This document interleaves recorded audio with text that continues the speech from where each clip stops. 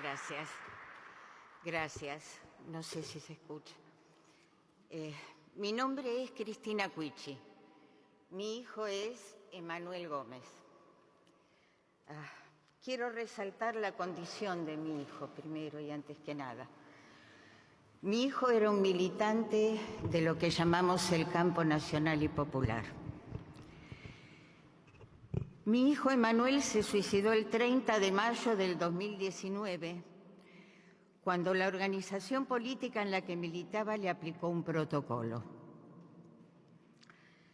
Dije que mi hijo era un militante.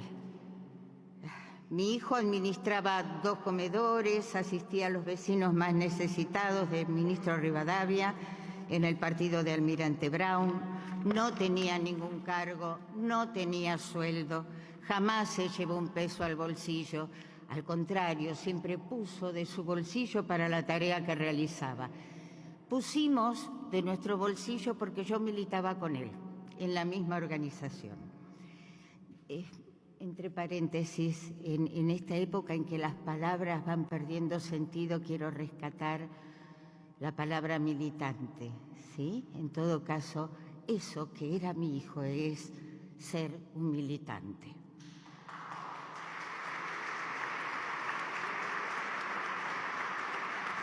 Y antes de seguir, quiero agradecer al Congreso, a usted, Lozada, porque me pasa que para mí esto es una novedad. Yo, que sigo siendo militante, suelo estar los miércoles en el Congreso, pero del lado de afuera, con mis iguales, los jubilados.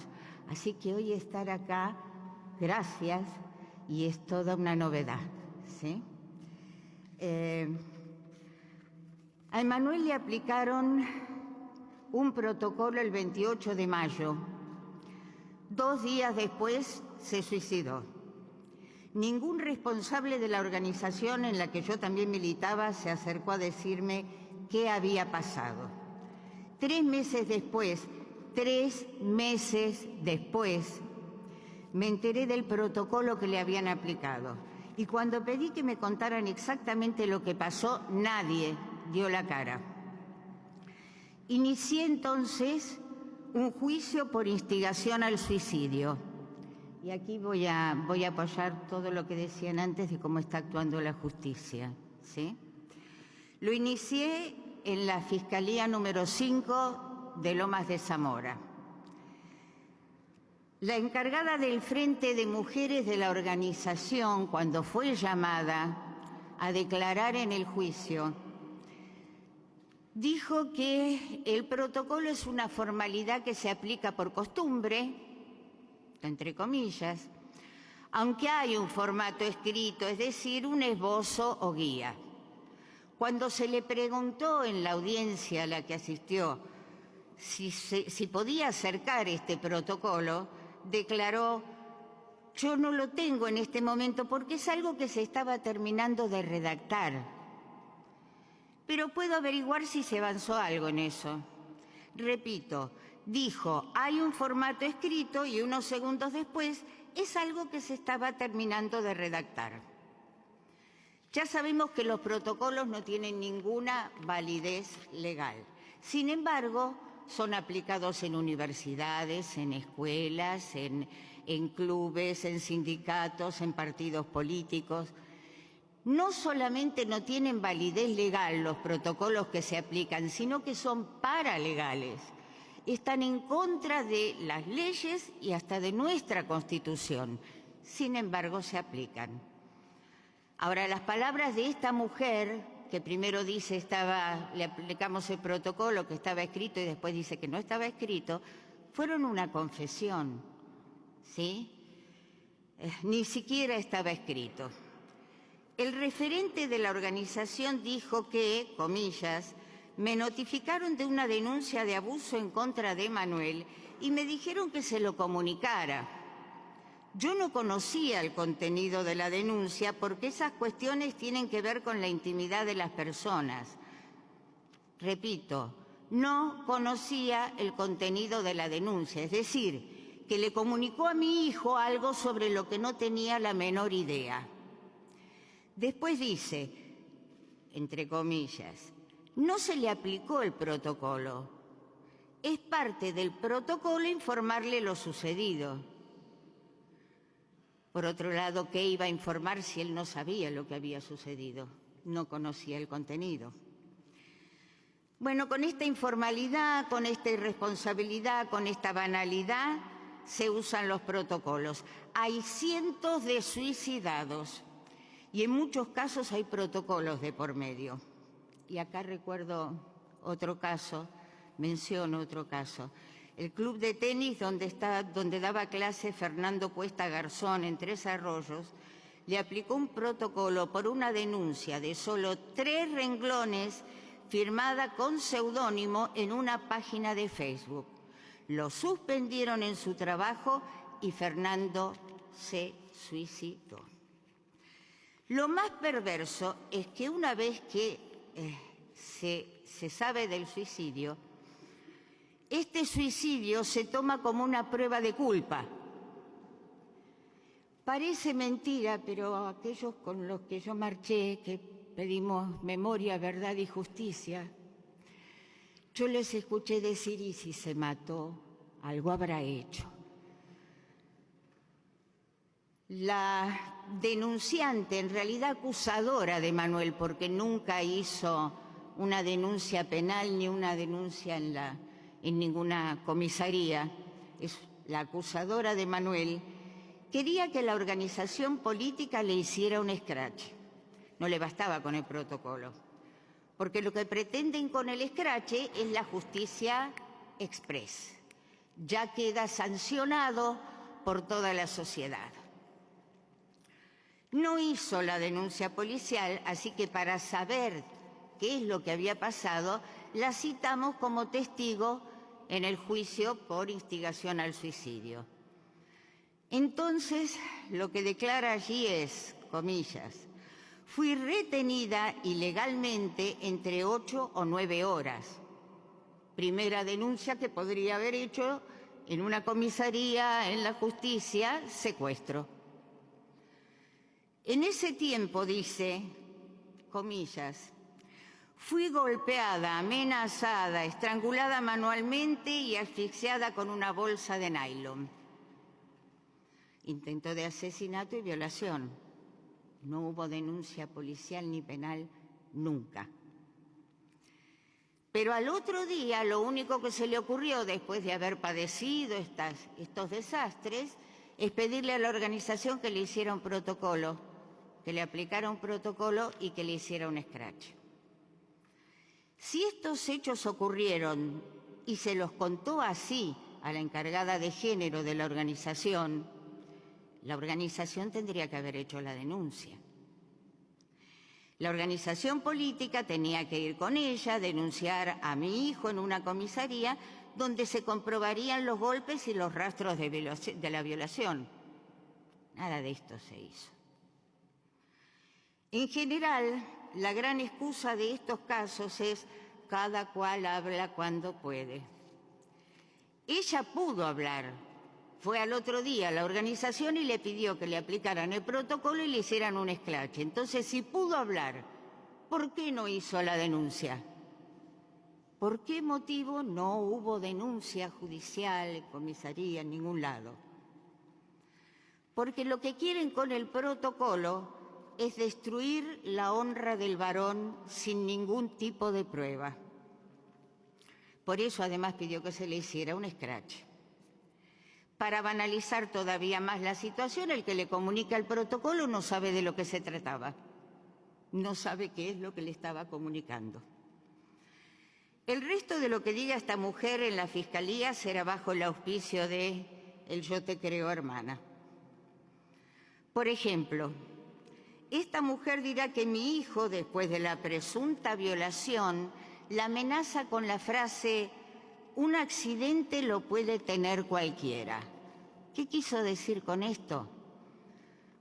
Un par de meses antes se había suicidado un hijastro de mi hijo. Con esta frase ella mete la posibilidad de que haya sido mi hijo el que mató a su hijastro. Y después la acusadora aportó unos WhatsApps en los que Manuel le pedía disculpas. Para ella y para el fiscal esto resultó una prueba irrefutable de que mi hijo la había violado.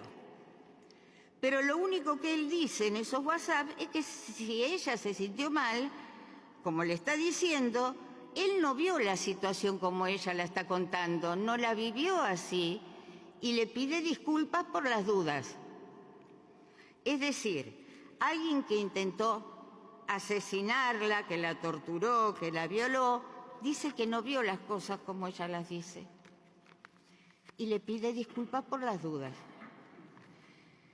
En el caso GC, ocurrido en la ciudad de Buenos Aires, pasó algo parecido. Doy las iniciales porque si bien está absuelto en este caso GC, hay todavía una instancia de apelación abierta. En el caso GC, ocurrido en Buenos Aires, ella le escribió al día siguiente de la presunta violación que no la había pasado bien y él le dijo que si fue así que lo disculpara. La mujer también pretendía que eso era una prueba contundente. Para los que investigan estos casos hay patrones y matrices que se repiten constantemente. Para ir terminando, quiero contarles cómo empezó esa audiencia y cómo terminó. Lo primero que hicieron los fiscales fue preguntarme informalmente, claro, si yo tenía alguna asistencia psiquiátrica. O sea, de entrada me trataron de loca. Parece que a los fiscales sí se les permite maltratar a las mujeres o ejercer violencia de género. ¿Será que las mujeres somos todas iguales, pero algunas son más iguales que otras? Después me insinuaron si no sabía que era muy difícil probar una instigación al suicidio, con lo cual, amablemente, me avisaron que me iban a inclinar la cancha. Eso, de todas maneras, lo formalizaron en el expediente, solicitando expresamente que se eviten algunos cuestionamientos que conlleven a su revictimización. La de la acusadora, no la revictimización mía, que no les importó nada. Es decir, ya dieron por sentado que quien estaba imputada por instigación era la víctima. Y a partir de ahí el proceso no fue por instigación al suicidio, sino por violación. Porque esta mujer estuvo amparada por los derechos y garantías de las personas víctimas de delito y las reglas de Brasilia sobre acceso a la justicia de las personas en condición de vulnerabilidad. Por eso se le pidió a mi abogado, comillas, que evite efectuar preguntas y cuestionamientos impertinentes respecto al relato. ¿Qué consideraron sus señorías preguntas impertinentes? Que indique los motivos o razones por las cuales no radicó la denuncia penal al respecto. Repito, mi abogado le preguntó que indique los motivos o razones por las cuales fue a hablar a la organización, pero no realizó la denuncia penal al respecto. Eso es una pregunta impertinente. Entonces, comillas, todo esto está en el expediente, los agentes fiscales dieron por finalizada la audiencia amparados en el estado emocional de la declarante y a fin de evitar su revictimización. Sí, todas las mujeres somos iguales, pero algunas son más iguales que otras. La justicia invirtió la causa. La acusada por instigación al suicidio se convirtió en la víctima. Y yo, que buscaba justicia para mi hijo, me convertí en la madre de un violador. De hecho, se consideró que en su relato se comprobó prima facie rapto, abuso con acceso carnal, lesiones y amenazas. La víctima dijo que había llamado a la línea 144, sí, pero no presentó pruebas. La víctima dijo que se comunicó con el Ministerio de Mujeres, sí, pero para que el Ministerio le mandara una notificación a la Fiscalía a fin de evitar la revictimización. O sea que le ayudaron a montar la escena. La víctima dijo que estaba bajo tratamiento psicológico, sí, pero no trajo ninguna constancia. Y por supuesto, cuando hablan del estado emocional de la declarante, es que se puso a llorar. Los investigadores de estas falsas denuncias han visto declaraciones en juzgados, cámara Gesell, entrevistas con peritos, donde el llanto es una prueba irrefutable. No hay con qué darle al llanto de la víctima. De hecho, alguna vez se televisó un relato de una presunta violación con muchas lágrimas de por medio. Pero algo más voy a agregar. Esta mujer no solo culpó a Emanuel de haberla violado, sino de haberla silenciado. Dice, estas capturas las tengo como pruebas para hacer la denuncia que no llegué a hacer porque se mató. Y el acto de que se matara me silenció. El suicidio de mi hijo fue 1 mes y medio después del supuesto hecho. Tuvo tiempo. Hablando de patrones y matrices, cuando se suicidó el director de teatro Omar Pacheco, al día siguiente, en el diario Página 12, la socióloga María Pía López escribió: un hombre se suicidó para acallar lo que otras voces por primera vez hacen escuchar. Matándose gritó para enmudecer, una vez más, a las otras voces. Y agrega, nos tiran cadáveres al centro de la escena para silenciarnos. Los silenciados son los suicidados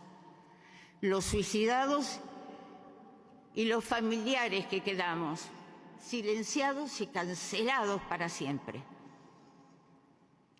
Ninguna ONG ni el Estado llevan el número de suicidios por falsas denuncias y por escraches.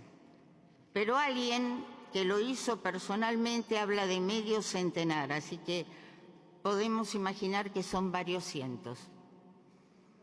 Entre ellos, olvidado y silenciado, está Carlos Lamas.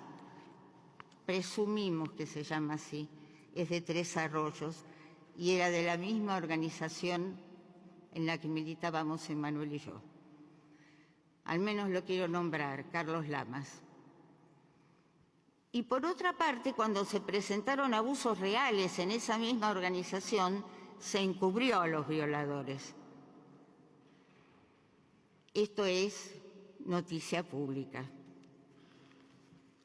Dije que soy una militante y que vengo todos los miércoles a este lugar del lado de afuera. Como militante fui a la primera marcha sobre falsas denuncias que protestó frente al Ministerio de Mujeres. Nos bajaron las persianas del ministerio en la cabeza, literalmente, y una diputada nos trató de defensoras de violadores a las madres, hermanas, hijas que estábamos allí. Cuando el ministro Cunio Libarona se presentó por primera vez aquí mismo, otra diputada dijo que las mujeres que estaban eran una barra de pedófilos. Diputada Macha y diputada Biasi, me pueden encontrar todos los miércoles aquí afuera. Acérquense con respeto y explíquenme por qué soy protectora de pedófilos. Las espero. Para terminar, todo esto no hubiera sido posible sin una ideología que difundió, que financió, que convenció a millones de jovencitas y creó un clima. En este mismo lugar estuvo Jazmín Carro, la chica que denunció falsamente a su papá y tuvo la valentía de decirlo. Con la firma de la licenciada Dora Barrancos, por esa declaración de Jazmín se le hizo una causa a la senadora Lozada y al ministro. En vez de acercarse a Jazmín y preguntarle si era cierto y compartir su dolor, investigar, iniciaron una causa. Este papel que tengo aquí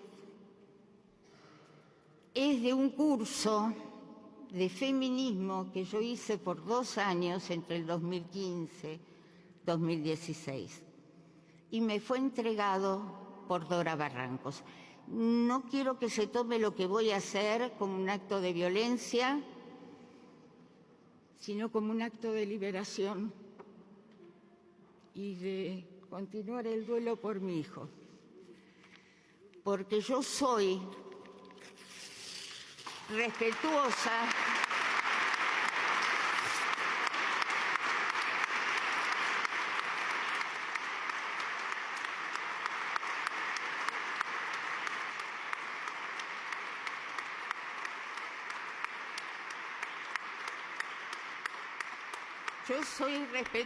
de los derechos de las mujeres,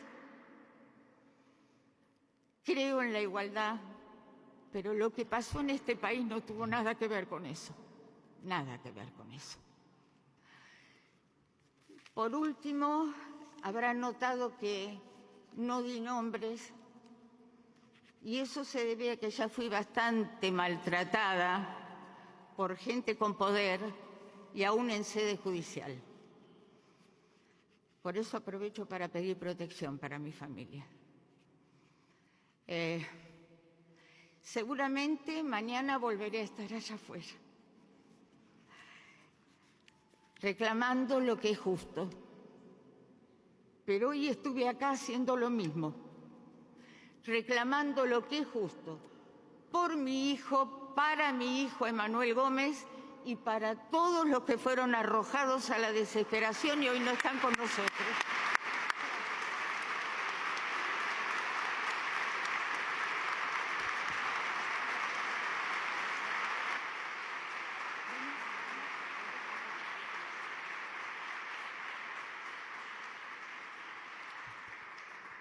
Queremos pedirles una vez más la